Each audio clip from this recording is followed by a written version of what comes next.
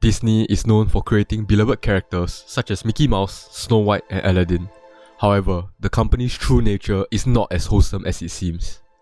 Many of us grew up watching and being inspired by Disney films, but the company has become a ruthless monopoly dominating the media landscape. Owning numerous companies such as Marvel, Pixar, Lucasfilms, 20th Century Fox, and even ESPN, the company is now run by faceless executives who prioritize squeezing every penny they can from our nostalgia and childhood memories, even threatening the parents of a deceased child for putting Spider-Man on their 4-year-old's grave, claiming that it ruins the innocence and magic of their characters. It's clear that something has gone wrong with Disney, and it's no longer the same company we grew up with. So, what started Disney's fall from grace? In 1971, the Disney family was replaced by a team of executives. This marked the turning point in Disney's history as the company shifted its focus from handmade original productions to maximizing profits. Disney started selling merchandise, creating more films, and building projects all over the world. In the 1980s, the once mighty Disney empire was struggling to keep up with the competition. People were flocking to edgier movies that spoke to teenagers and adults alike, leaving Disney in the dust. To make matters worse, the company was under attack from investors looking to take over. To save Disney from ruin, shareholders hired Michael Eisner, a well-connected Hollywood executive, to lead the company. Eisner knew that Disney had a hidden treasure trove of classic stories and characters just waiting to be brought to the big screen. He led the company through a renaissance period in the late 1980s and early 1990s, creating new films that captured the hearts of audiences young and old. But this success didn't come without a cost. Eisner made many questionable business decisions. Tokyo Disneyland, which is not owned by Disney, was making massive profits, influencing Eisner's decision to create a new international resort in Paris. This turned out to be a complete disaster, causing massive losses and investors to pull out. Eisner responded by making dramatic reductions in theme park spending, which had a disastrous impact on the construction, maintenance, cleanliness, and safety of Disney's parks. This led to the infamous accident in 1998, where a man was killed and his wife disfigured by a piece of metal that flew off a Disney ride. The man who had once saved Disney was now making too many mistakes, causing infighting among his executive staff and tarnishing the company's reputation. The decline continued to 2005 when Eisner was finally removed from his position as CEO. In 2020, Disney had already cornered the US, European, and Latin American markets, making it incredibly hard for them to expand. But there's an untapped gold mine right under their noses: China. China's massive population makes it a lucrative market for Disney, but it also means that they have to play by China's rules. In China, only 34 foreign films are allowed to be shown annually, so competition is fierce among movie companies worldwide.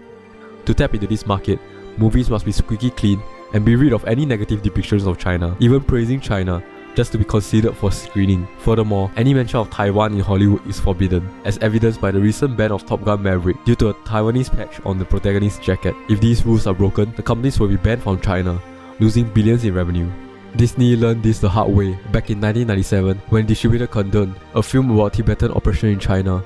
This move caused Disney to be temporarily blacklisted by China. Disney had to then jump through many hoops just to get back in China's guild books. In recent years, Disney has been accused of pandering to China's political beliefs, leading to a noticeable change in their content. In the film Mulan, Disney thanked 8 government entities in Xinjiang during the end credits for allowing them to film there. This region is notorious for its abuse of human rights, including the mass incarceration of ethnic minorities. Their efforts to please the Chinese government don't stop there. The box art for Star Wars The Force Awakens had John Boyega removed to cater to China's demands. The same thing happened with the Black Panther movie, where they had to completely cover the protagonist's face on the Chinese version of the poster.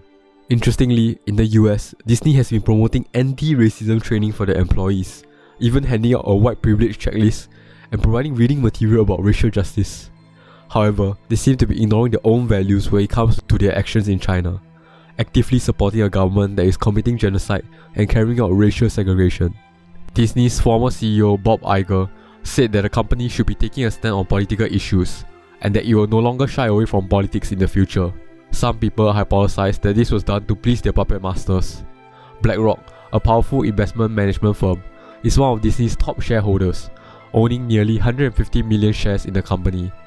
BlackRock is a big deal, overseeing roughly 10% of all stocks traded worldwide, which amounts to about 10 trillion in assets. Most investors and banks follow BlackRock's ESG, environmental, social, and governance ratings before deciding to invest in the company. These ratings measure a company's exposure to long-term environmental and governance risks, including things like energy efficiency, worker safety, and board independence. If these risks are not managed properly, it can have significant financial consequences for a company. In 2018, CEO of BlackRock, Larry Fink, modified the ESG score by writing a letter to all the companies under his thumb, telling them to contribute to society or risk losing our support. For society demands that companies, both public and private, serve a societal purpose. By now, you should have realized that Disney is run by ruthless executives who do everything they can to please their investors. Disney has been making headlines lately with their sudden shift towards wokeness and politics, all in an effort to adhere to the ESG rating system, even speaking out against Florida's new public education bill, which stops teachers from educating children below 3rd grade about sex and gender.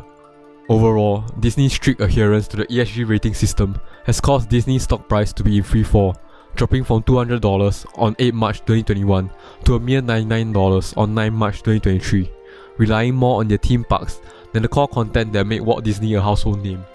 Now, they seem to be following Netflix's lead, putting investors and money above all else. Disney, once a pioneer of animation, is now a shadow of its former self.